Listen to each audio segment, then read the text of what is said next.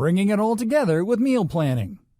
Meal planning can be one of the single most important aspects of developing a healthy lifestyle. When we are unable to visualize the future of our eating, it can be very easy to succumb to the temptations of unhealthy foods that we have become addicted to, especially if it is our habit to eat them rather than eating the foods that will nourish us. Meal planning is quite an endeavor. It can be somewhat intimidating, especially to somebody who suffers with organization. If you find yourself having a hard time with meal planning, don't fret. There are many ways that you can begin to delve into meal planning that are fun and easy, whether you struggle with creativity in the kitchen or not. There are many meal planning kits that you can buy. Many of them have the option of ordering boxes full of fresh foods to cook with and include recipes that you can use. This can be very helpful if you are not used to cooking, which is often the case, especially when poor eating habits and a busy work schedule make it seem difficult to carve out the time necessary in order to make full, nourishing meals. The first step in meal planning is research. If you are going to get yourself healthy, you have to look at your options. Researching recipes is the best first place to start. Accumulating a binder full of healthy foods that you want to try out can be both fun and educational. It will open your mind to several food possibilities you may have otherwise scoffed at as too difficult for you to prepare, or maybe teach you things you had never known before. Recipes can be very mind-opening, especially when you are interested in making new discoveries. Cooking can be a hard habit to get into, but once you begin to master it, you will be surprised by just how much freedom you can find in putting a meal together for yourself that is both health-conscious and delicious. Look at recipe books and magazines and get an accumulation of recipes that you want to try. Start with the things that look the most delicious and nourishing.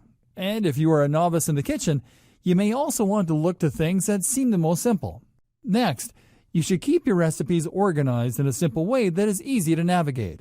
If you find yourself overwhelmed by a lack of organization, it will make meal planning that much more difficult. When you are beginning a new habit, you want to make sure that you are doing everything as simple as possible. Too much change at once can be demanding on your system, and you should always try to implement small, easy changes until they have developed into a new habit. Make sure that they are easily accessible, so that when you want to begin preparing your meal, you can do so easily.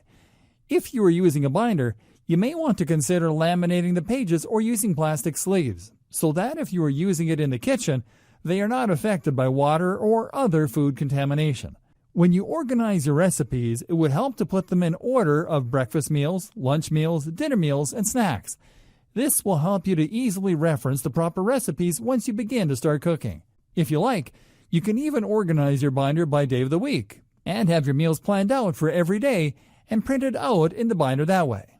There are many ways you can organize your recipes. Do what seems to make the most sense to you intuitively. Don't force yourself to adhere to a type of organization that doesn't work for you. Instead, make sure that you are doing what works best for you in your own life. Make sure that you are taking the time to regularly seek out new recipes that stand out to you to keep your creative juices flowing and your kitchen exciting. There are many types of recipes you can try, and the more you attempt, the more interesting going on a journey of healthy eating can be. Next, you should explore software such as Excel on Microsoft Office that will help you to organize your meal planning. On Excel, you will find a plethora of templates you can choose from to help yourself plan your meals by the day, time, and week. This can be a hugely valuable resource. If you would prefer not to use Excel, there are also apps you can download on your phone or tablet or another device to help you to utilize your time and resources better. You can even go the old-fashioned route and buy a notebook that is specially designed for planning meals. This is an important step in making sure your meals are organized and easily accessible. Having a meal plan is extremely helpful when it comes to embarking upon a journey of healthy eating. Creating good habits takes time and patience, and it is inevitable that you will slip somewhere along the way. But that doesn't mean that you have to stay stuck on the ground. Actually, it just means that you're going to have to get back up and keep trying, because giving up is far easier than sticking to your plans. One thing that can really help when it comes to meal planning is sticking with a theme. For example, a lot of people have specific themes like Taco Tuesday, or another day that is assigned for a specific type of meal.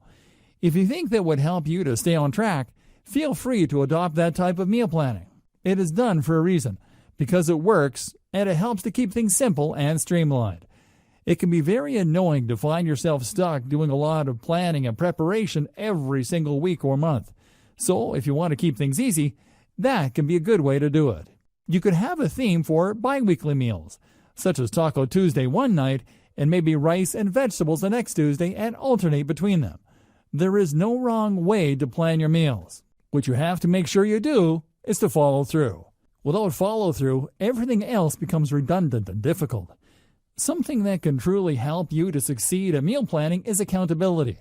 If you let somebody who knows you and cares about you that you are attempting to plan your meals, ask them if they would be willing to help you to stick to your routine. They can help you by asking questions about how things are going and whether or not you're staying on track. They may also choose to encourage you and cheer you on through your endeavors. However they choose to support you, they can be very rewarding for both of you. If they are a positive and supportive person, it can be great to know that you have people rallying in your corner who truly want you to succeed. Just make sure that you are weeding out toxic people who bring you down by turning the attention onto themselves or by making you feel as if it will be difficult for you to accomplish your goals. Sure, constructive feedback can be incredibly useful, but if you are not seeking constructive feedback, it can at times be toxic.